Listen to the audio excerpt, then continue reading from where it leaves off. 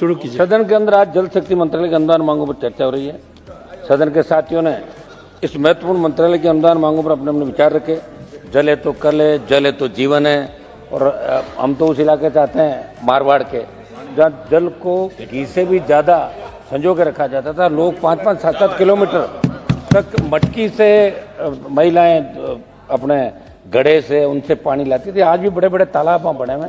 बहुत बड़ी समस्या पानी को लेकर जल शक्ति मंत्रालय के अंदर पीने के पानी के साथ साथ सिंचाई के पानी की भी व्यवस्था की बात सब लोगों ने कही। 25-26 का जो जल शक्ति मंत्रालय का बजट था सभापति जी, वो 99,503, जो 24-25 के बजट 98,714 से थोड़ा सा ज्यादा है।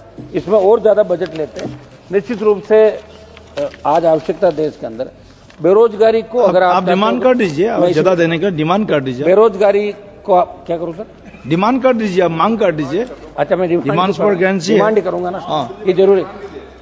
मैं कह रहा हूं साहब, अगर बेरोजगारी को खत्म करना हो तो हर खेत सिंचाई का पानी आप लेके चले जाओ, बेरोजगारी 80% खत्म हो जाएगी आपकी। राजस्थान सहित देश के कई राज्यों में पेयजल की कमी और सरकारी योजनाओं के बावजूद लोगों को शुद्ध पेयजल नहीं मिल रहा है सभापति जी। दूसरी तरफ भूजल के अंदर यूरेनियम और आर्सेनिक सहित विभिन्न संदूषकों के कारण बढ़ा प्रदूषण चिंता का विषय। वर्ष 84 में हमारे राजस्थान के 236 में से 203 ब्लॉक सुरक्षित थे, क्योंकि उस वक्त 35% पानी का दोहन होता था।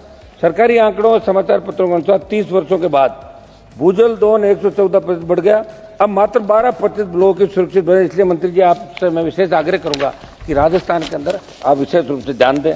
आज देश के संदर्भ में बात करो तो भारत की कृषि भूमि का बड़ा हिस्सा वर्षा पर निर्भर है, और हमारे राजस्थान का भी बड़ा हिस्सा वर्षा पर निर्भर है, यानी सिंचाई के लिए वर्षा जल पर निर्भर ज्यादा है। और भारत की 2/3 कृषि भूमि सूखाग्रस्त है। आपने वर्ष 15-16 में प्रधानमंत्री कृषि सिंचाई योजना शुरू की, उसका दायरा बढ़ाया जाए और अटल भूजल योजना की प्रभावी मॉनिटरिंग की जाए। मंत्री जी, नदियों और नहरों में बढ़ता प्रदूषण बहुत बड़ी चिंता का विषय। अब करोड़ों रुपए बजट खर्च होने के बावजूद, कानून होने के बावजूद नदियों में प्रदूषण नहीं रुक रहा है। पंजाब से राजस्थान के अंदर जो पानी आता है उसमें हमारे जिले नागौर, बीकानेर, गंगानगर, हनुमानगढ़, जोधपुर के इलाके, जहां लुधियाना की फैक्ट्रियों का अपशिष्ट उनके अंदर पड़ता है और रासायनिक जो इसके अंदर पड़ता है, उससे कैंसर ट्रेन के नाम से हमारी ट्रेन चल रही, उस ट्रेन का नाम ही कैंसर ट्रेन है। तो वहाँ ट्रीटमेंट प्लांट जो लग रहे हैं, आप उसका विशेष रूप से ध्यान दें। आप खुद वहाँ दौरा करें और लोगों को शुद्ध पानी कैसे पिलाएं, इसकी व्यवस्था करें। ये राजस्थान का हमारा बहुत बड़ा क्षेत्रफल है।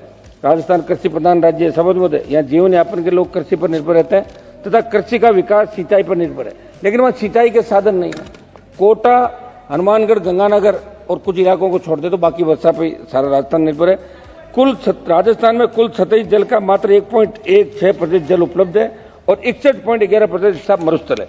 जनवरी 2024 तक प्राप्त सरकारी आंकड़ों के मुताबिक हमारे राजस्थान में इंदिरा गांधी नहर और जल संसाधन विभाग के अधीन मात्र 39,43,43,155 हेक्टेयर सिंचित क्षेत्र है, जबकि हमारे नागौर सहित पश्चिम राजस्थान की बात करूं तो केवल और केवल बारिश पर निर्भर है।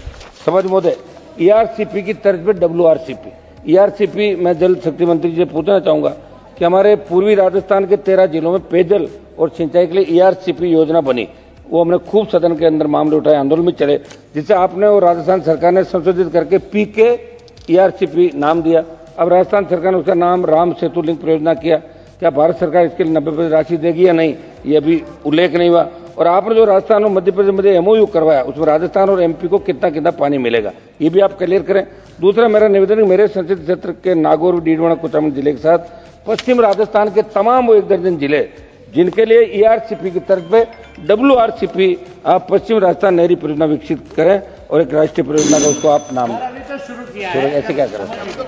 यमुना जल समझौता और राजस्थान और हरियाणा के बीच यमुना जल समझौते को लेकर दिल्ली में राजस्थान और हरियाणा के CM की मंत्री जी के साथ मीटिंग हुई, पाटिल साहब के साथ।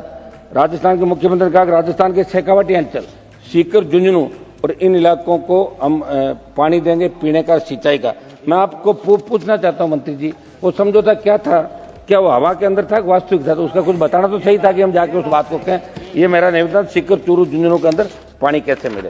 पंजाब से मिले राजस्थान के हिस्से का पूरा जल।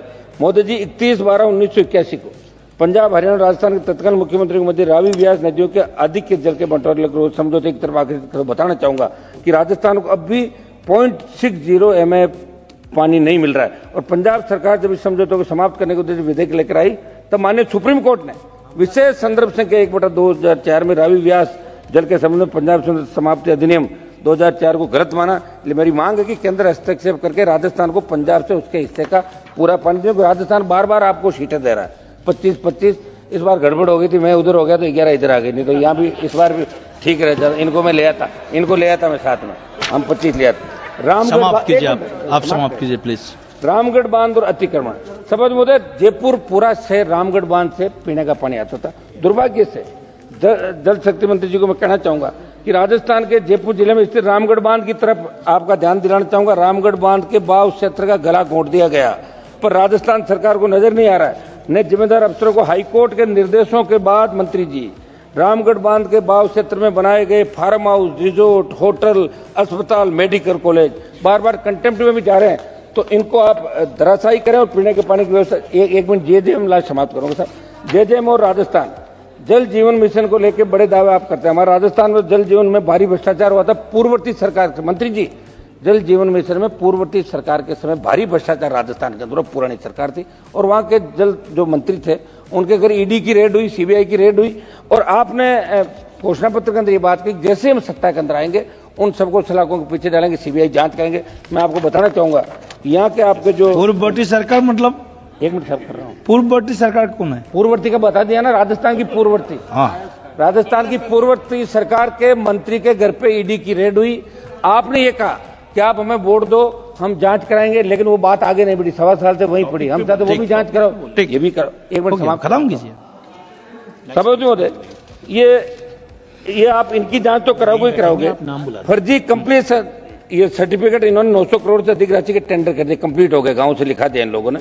और राजस्थान में जो जनस्वास्थ्य अभियंत्रिक मंत्री अभी वर्तमान में, वो भी भ्रष्टाचार में लिप्त अफसरों की फील्ड पोस्टिंग दे रहे हैं। धन्यवाद जी, हनुमान बेनीवाल जी, बहुत बहुत धन्यवाद। पूरा माननीय सदस्य श्री चंद्रशेखर जी, 30 सेकंड, चंद्रशेखर जी, 30 सेकंड पक्का? हाँ ठीक है, ठीक। मैं आपसे यही मांग करूंगा कि आपके दल की कथनी और करनी में कोई अंतर नजर नहीं आना चाहिए। आप जांच कराएं। मेरी मांग है कि राजस्थान में जल जीवन में तमाम घोटालों की जांच आप सीबीआई से करवाएं और दोषी नेताओं के खिलाफ कार्रवाई करें।